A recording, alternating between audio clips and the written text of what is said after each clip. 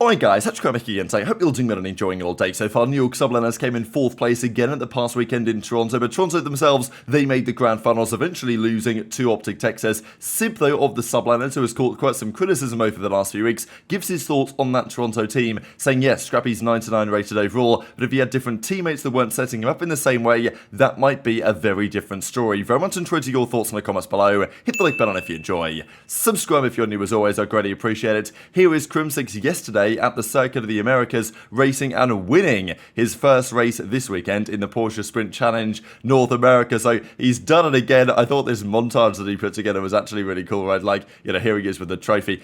Pretty sure there's going to be another race today. That's usually how they do it. I think they qualify on Friday or maybe on the Saturday morning. Then they race Saturday and Sunday. But, you know, just cool for Crim to win here because it's such a legendary track, obviously, a track that Formula 1 race at as well in Texas. Well, it's Austin, Texas. I don't think it's especially near Austin, to my understanding. I think it's kind of far out. Ben Jadesy was mentioning that this past weekend.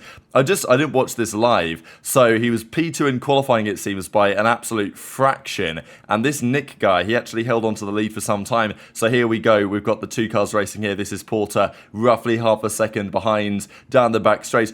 I'm not exactly sure what's happened here, though, because a couple of laps later, Ian was just, I call him Ian, Crim6 was just leading, right? So, and then Nick was like a lap behind, so I don't know if he had some sort of damage or if he made some sort of mistake, the leader, but he went off the track at some point, I don't know. But anyway, Porter inherits the lead, and he takes the victory. So, I guess he was putting the pressure on, and that's GG, another win in the books for Porter, right? So, yeah, look, it might not be the most competitive series of racing you're ever going to see in the world, but nonetheless, Porter's picking up the victories and continuing to stack those trophies, baby. There was also some drama yesterday, as always, as I always say, in the Challengers Cup. So before this tournament began, there was some sketching happening, right? So firstly from Gunsy, I just thought this is kind of funny because you see some funny tweets floating around every time there's a Challengers Cup.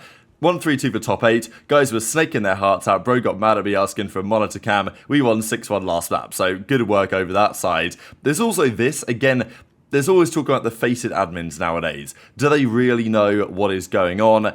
Because in previous times, it's been run by MLG, by Game Battles, where the administrators, the admins, the referees, they have had years of experience working in the Call of Duty space, understanding what makes sense and what doesn't. We even saw this season that they were running Challengers Cups where they were playing the same hardpoint map twice in a series, because those organising it just weren't really aware that that wasn't done, right? Like when you make a series of 5 maps, it's obviously going to be, you know, the 2 hardpoints, the 2 search and destroyers are going to be played on different maps, right? But those that were organising it weren't maybe aware that that was like the convention, so it was not made in that way. And even here we get this kind of, analysis apparently by the referees saying that, yeah, the monitor cam, replay all the streams and all this, we're going to forfeit both teams. This may be in part Activision ID related, right? Because they had the whole thing where you've got to have the right Activision ID, and if you don't, you're going to get disqualified, and some were not informed in time and didn't get the deadline right, whatever. And maybe it's fair enough to disqualify them, but I just thought it was pretty funny how one team is going to get disqualified now, and then the next team is going to be advanced to the next round, and then they're going to get disqualified as well. So, unlucky, guys. This, though, was the big one here from Prolute, because Prolute was teaming with Arteries, with like Capsidel and Prolute, Nasties, and some team like that. They played, I think, a Chow the night before, which they, I don't know, they played like some sort of S&D tournament. Then they played scrims against Cammy's team and apparently didn't have an especially good time. So Arteries then decides in the middle of the night that he's going to sketch on this team and leave and go somewhere else instead. And as Prolute says, didn't even get to play this cup because this guy, meaning Arteries, left at 5 AM and wake up rosters are locked. So unlucky, right? So basically he sketched on them, and kind of surprising because I thought that team was not too bad. The champ does what he wants and all this stuff here in the replies. And then, you know, this got even better, right, in terms of the drama. Yi says, GG's when we played in the cup, currently top 8, play again tomorrow. Prolute's, of course, responding, you got forfeited in the cup again, right? Like, why are you not playing it type thing? No, I got sketched on by Arteries. So, I mean, yeah, you can't make some of this stuff up, can you, sometimes? Arteries gets, a pretty bad rap at the moment, and honestly, understandably so. Like, his career trajectory since Cold War FaZe, even since Vanguard FaZe, right, because even Vanguard FaZe, like, he wasn't good that year, but at least the team was still making finals. He left to Gorillas, right? They paid him a lot of money. He could have potentially gone elsewhere, but he went for the bag option, which is totally understandable. But, you know, the bag quickly dried up at Gorillas because the team was terrible, and who is it? Cronky just decided to give up on the entire project, which is maybe understandable as well. So RC's all of a sudden, that ain't working anymore. Joined Seattle Surge this year with Illy. Illy then goes, Arteries is now gone, the team has improved, he's gone to challenges, hasn't really done that much. Like, you just gotta think, like, that downfall has got to be studied to some degree, because it's not like Arteries was the player he is now back then. Like, I think people do have some sort of recency bias at play when they look at players like this. Like, he was genuinely a phenomenal player for several years, like Infinite Warfare, beyond that, you know, Black Ops 4, people forget that at the first event in Black Ops 4 in Las Vegas, when Dashy was the MVP with the Tempest, right, Prophet was the character that he played, because Specialist, I think back then, using the Tempest, Dashy had a 1.4 for that event, Arteries had a 1.42 or something like that. Like, he was the second highest performer that event in Las Vegas, and if Dashy wasn't like the absolute standout MVP player that won the tournament, it would have been Arteries effectively as the MVP. Like, he was frying. Like, he was a really solid player. But I don't really know what happened. But the career trajectory downfall from then to where we are today, still a two-time world champion, never going to take that away from him. But yeah, it ain't great, and he's now getting called Arteries by former teammates. So it's not really ideal, is it? Now, let's talk about Dante. This is Sib, the New York Subliners. There was talk this weekend if the Subliners really failed to deliver, what Sib's future would actually be in the team. It's been considered that, well, they got rid of Priestahh for Sib. They've clearly not got better than last year. In some respects, maybe they're not a dissimilar team to how strong they were before, but it's just other teams are significantly better. And mainly, I think it's just Kismet isn't as good at this game. Skyz maybe isn't quite as impactful at this game. HyDra probably also isn't quite as good. I still think HyDra's incredible, but like last year, HyDra, I don't know if you're topping that, to be honest. So, you know, I still think HyDra's great, but it's not enough, right? And bringing in Sib for the Pack-a-Punch has clearly not worked out. The question, I guess, for Sib was, going into it, is he going to perform better? Is he going to drop higher damage, higher kills? And actually, on LAN this weekend, Sib did a particularly good job. He was one of their better players, probably their second best player, to be fair, behind HyDra. And going into the weekend, I thought that if Subliners, you know, bowed out top 6 or worse, and Sib performed as he was online, probably they make a roster change for Sib. Now, though, they came top 4, so making a roster change maybe isn't so justifiable. And also, if you are going to get rid of anyone, right now it's not Sib for me after the major, it's probably Kismet on the performances we saw there, but it's like, who do you get instead of Kiz that's going to upgrade? You know, you can't probably do that now. That might well be a job for the off-season, but Sib has a few comments on Scrappy, right? Because in many senses, his counterpart, let's say last year, for example, when he was on the Seattle Surge, Sib, Scrap was on Toronto, and, you know, okay, Surge weren't very good last year, but still, Sib has been considered a player in that ballpark of, you know, fast-paced, heavy-slaying AR players like Scrappy, but obviously been massively overshadowed by Scrappy's performance this season. Looking at the numbers, Scrappy is, you know, unbelievable, and I still think that is true in terms of his ability, but Sib says, look, it's not so simple there. Depending on your teammates, depending on their style and their kind of speed, that makes Scrap look better. So, I mean, the engagements is like, you're not going to be able to get a crazy amount of engagements if you're playing the right way, because your teammates also play faster as well, if that makes sense. Like Scrap is doing a lot of damage, and he's doing really good because his teammates play slow. So he has an opportunity to like be in those positions where he can do that. Like if he was on a team that played really fast, he wouldn't get a lot of engagements and he wouldn't get that much damage as he does right now. So it's really all about the dynamic that you put yourself in.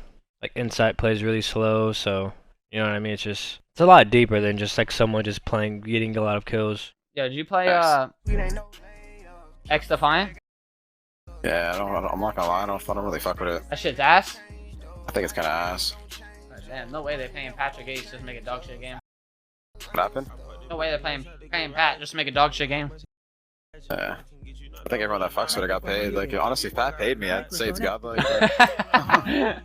Since I'm playing it for free, I'll give you my Pablo, appreciate the tier 1. So he's not saying Scrappy is bad at all, obviously, but what he is saying is that the teammates that Scrappy is with elevate his play, or at least make him look better than he might do on another team. And I think that's probably quite logical, but, the implication was, if you, listen to the clip, that Scrappy isn't as good as he appears to be effectively, because he's teaming with these guys. And there probably is, some truth to that, in the sense that if Scrappy was with a different main AR, his numbers probably don't look quite like this. But at the same time, I still think Scrappy's an unbelievable talent, right? Like, I don't think it's just because he plays with these guys that is true. Like, even for Sib, the same thing should be true, shouldn't it, in terms of an AR duo? Like, Sib plays with Skyz, also a slower paced Iron Boots AR, who's not dissimilar in some ways to Insight. So, the combo of Scrap and Insight, which has obviously worked well and results in stuff like this,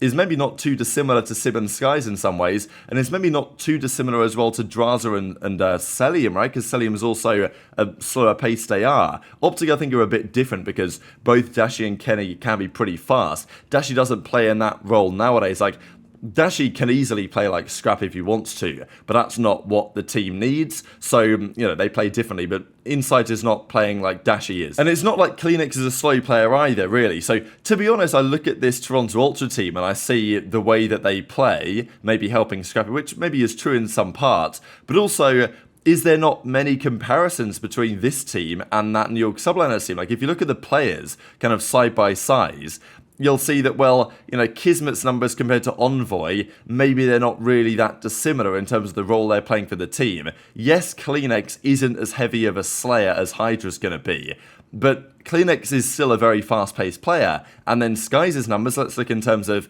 kills per 10, 21 16, compared to Inside is 19 and 16. So, pretty similar really in terms of pace, I would say, between Insight and Skyz. So what do you guys think about this? I wouldn't say that Sib is necessarily, trying to absolutely clown this guy and slam him into the ground or anything like that. Like, I'm sure they get along reasonably well, but, he is implying that Scrappy only looks this good because of the teammates that he's with. If you put him in OpTic, if you put him in FaZe, if you maybe even put him in the Subliners, would he be 99 rated overall every time? Possibly not, but I guess we don't know until it happens. And maybe it could happen. I mean, people are talking about, well, we absolutely cannot let Scrappy go to FaZe next year, which is probably a good idea, to be honest, if you are the competition, trying to keep this league as competitive as it can be. Also wanted to mention this, though, speaking of FaZe and Scrappy, these are the head-to-head KDs that I think it was TJ Halley's dab ped, or whatever it's called, put together on the Reddit. Scrappy versus Drazah head-to-head kill. So every single engagement they've got into when they've shot at each other, and one of them's got the kill on the other, these are the numbers. Major 3 qualifiers, of course, that's when the FaZe guys won. At Major 3 winners finals, of course, different story. When in that series, not only did Scrappy have a good KD, but against Drazah specifically, he had a 1.37. It was 26-19. Total this season is a 1.4 for Scrappy in this matchup. So Scrappy has killed Drazah 105 times, Drazah has killed Scrappy 75 times. So Drazah has a 0.7 against Scrap, and effectively Scrap has a 1.4, almost double his KD. On LAN, that actually becomes even more severe, right? They've played on LAN a fair few times, and Scrap has a 1.55 against Drazah in that environment. And even since the beef started, it's the numbers are slightly less extreme. But I thought this is interesting analysis, really, just to see how it's going between the pair of them, because, I'm certainly hoping that we get more Scrappy versus Drazah matchups from now to the end of the season. Just that other clip that I shared for you guys as well on the XDefiant stuff, because we saw what, Dashy had to say about it the other day, and, well, clearly they're not so convinced that this game is actually any good. But very much interested your thoughts on all this stuff in the comment section below. Hit the like button if you enjoyed, subscribe if you're new, take care, and I'll see you next time.